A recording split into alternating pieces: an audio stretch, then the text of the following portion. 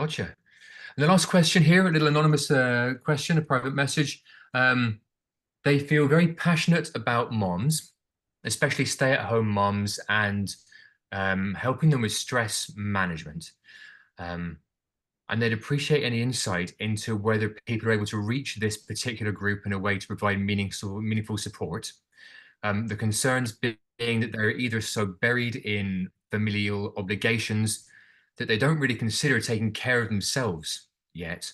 And they may have a religious background that sort of has a framework where they don't value themselves, value their time, or it's not really conducive to them coming forwards and taking care of themselves. Um, yeah. So thoughts on that? Well, I would say if the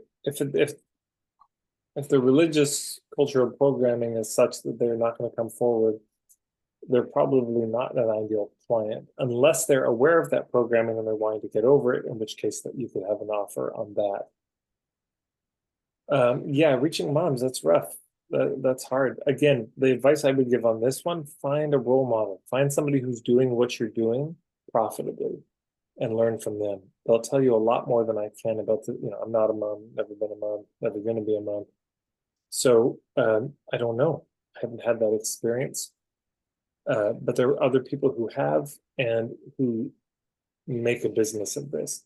My guess is if it was going to be a business for moms, having it be asynchronous would be very helpful, meaning you can text me, you can send me a voice note, you can send me an email and I'll respond when I can. And there's pre-recorded stuff instead of calls that you have to make on a particular schedule, or it's all written out.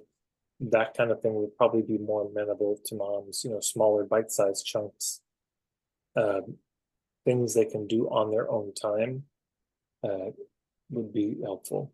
Those are my thoughts. But again, I would look for somebody who's doing this.